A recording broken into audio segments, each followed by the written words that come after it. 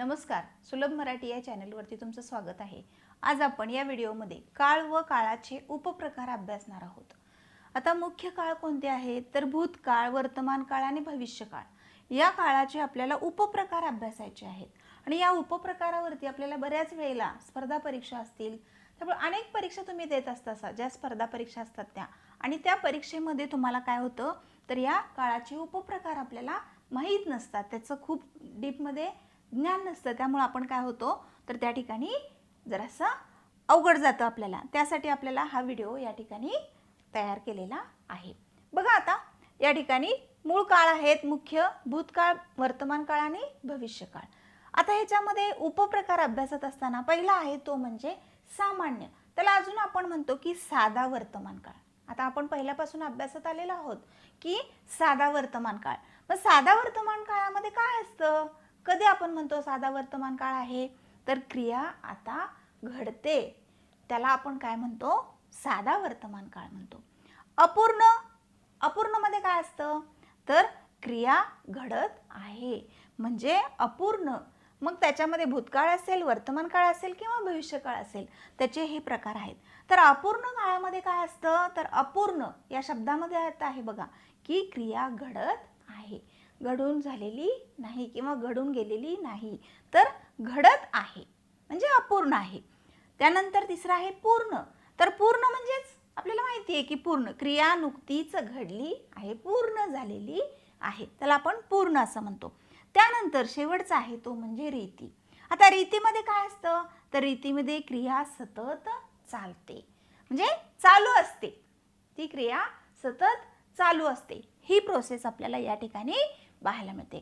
तर सामान्य, अपूर्ण, पूर्ण आणि रीती हे चार प्रकार आपल्याला काळाचे उपप्रकार लक्षात येतात। आता आपण एक उदाहरण घेऊया आणि या उदाहरणावरून आपण प्रत्येक काळ समजून घेऊया। आता बघा एक उदाहरण आहे या ठिकाणी, मी अभ्यास करतो। हे उदाहरण कशामधलं आहे तर या ठिकाणी साधा वर्तमान काळ, साध्या वर्तमान काळामधील हे वाक्य आहे। आता आपल्याला साधा वर्तमान काळ म्हणजे ह्याच्यामधलं झालं। आता इथं अपूर्ण मध्ये काय होणार आहे तर बघा अपूर्ण मध्ये काय सांगितलंय, क्रिया घडत आहे म्हणजे काय होणार आहे या ठिकाणी तर मी अभ्यास करत आहे, हा बदल होणार आहे। ह्याच्यामध्ये काय येणार आहे, मी अभ्यास करत आहे। लक्षात आलं बघा, क्रिया घडत आहे म्हणजे मी अभ्यास करत आहे, हे झालं। त्यानंतर वर्तमान काळामध्ये अपूर्ण वर्तमान काळ कसा होणार आहे, क्रिया घडत आहे म्हणजे काय होणार तर मी अभ्यास केला आहे असं आहे त्याच्यामध्ये। म्हणजे आपल्याला इथे क्रियापदामध्ये काय बदल होतो हे बघणं महत्त्वाचं आहे। काय येणार आहे तर मी अभ्यास केला आहे, बघा या ठिकाणी हा बदल आपल्याला दिसतो। म्हणजे अपूर्ण वर्तमान काळाचं वाक्य कसं होणार आहे, मी अभ्यास केला आहे। त्यानंतर पूर्ण वर्तमान काळ, पूर्ण वर्तमान काळाचं कसं होणार आहे, उदाहरणामध्ये काय बदल होणार आहे, क्रियापदामध्ये काय बदल होणार आहे तर मी म्हणजे काय क्रिया नुकतीच घडली आहे म्हणजे पूर्ण झालेली आहे, तर याचं काय होणार आहे मी अभ्यास करत, त्या ठिकाणी काय म्हटलंय की मी अभ्यास केला आहे असं त्या ठिकाणी आपल्याला दिसतं।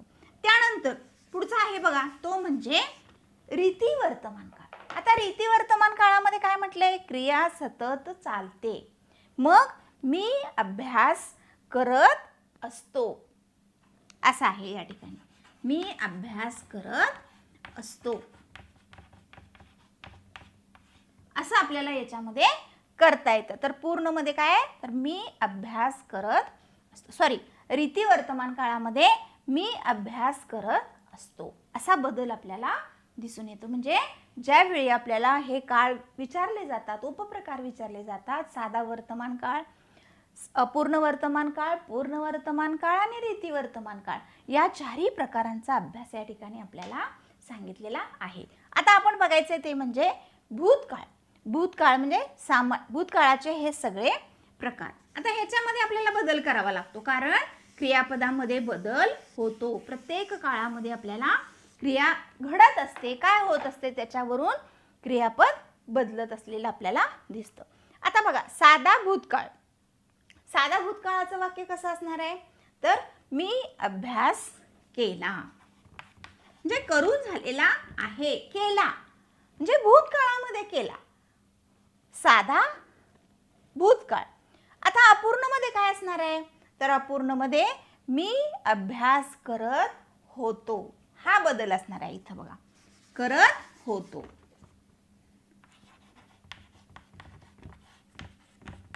म्हणजे या ठिकाणी क्रिया घडत आहे, अभ्यास करत होतो, घडून गेलेले आहे, कारण आपण इथं भूतकाळामध्ये बघत आहोत, त्यामुळं मी अभ्यास करत होतो. आता पूर्ण भूतकाळामध्ये काय होणार आहे बघा, तर मी अभ्यास केला होता. पूर्णमध्ये काय? अभ्यास मी केला होता म्हणजे पूर्ण भूतकाळामध्ये मी अभ्यास केला होता.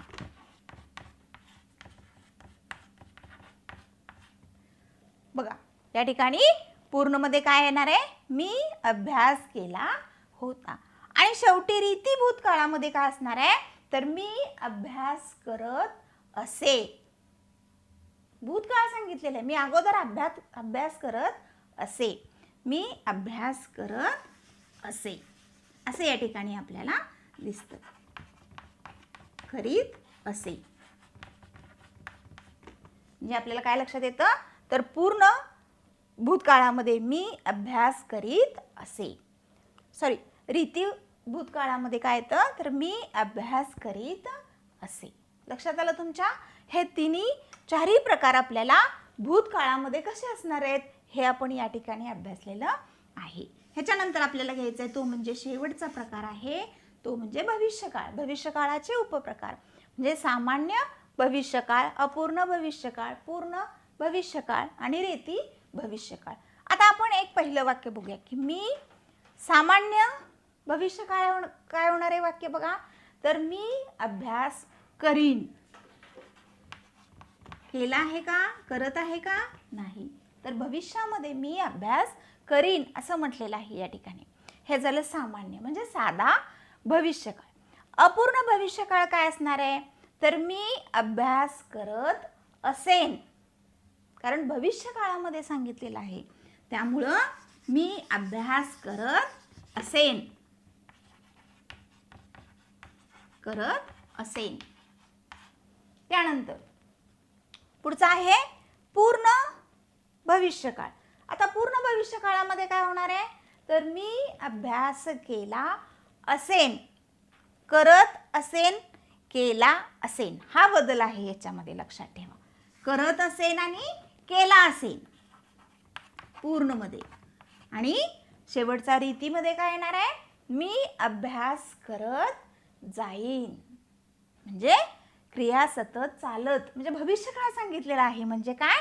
मी अभ्यास करत जाईन. हा आपल्याला क्रियापदामध्ये बदल करता येतो, करत जाईन म्हणजे भविष्यकाळ या ठिकाणी आपल्याला सांगितलेला आहे. आता आपल्याला हे क्रियापदामध्ये कसा बदल करावा लागतो हे ह्या प्रकारावरून लक्षात येतं बघा. म्हणजे अगदी सोपं आहे. सामान्य, अपूर्ण, पूर्ण आणि रीती हे 4 प्रकार जे आहेत उपप्रकार काळाचे, ते आपल्याला ह्या ठिकाणी अगदी चांगल्या आणि सोप्या पद्धतीने या ठिकाणी सांगण्याचा प्रयत्न केलेला आहे. आता तुम्ही दुसरं उदाहरण या ठिकाणी घेऊन करू शकता बघा की मी क्रिकेट खेळतो. आता या ठिकाणी क्रियापद बदललेलं आहे, खेळतो हे आहे, म्हणजे मग आपल्याला काय करावं लागणार आहे? ह्याच्यामध्ये बदल करावा लागणार आहे. त्याचा तुम्ही काय करा, याचा आधार घेऊन तुम्ही तुमच्या पद्धतीनं काय करायचं आहे, तर त्याचा सराव करायचा आहे. बघा, जर हा व्हिडिओ तुम्हाला आवडल्यास लाईक करा, शेअर करा आणि सबस्क्राईब करायला विसरू नका.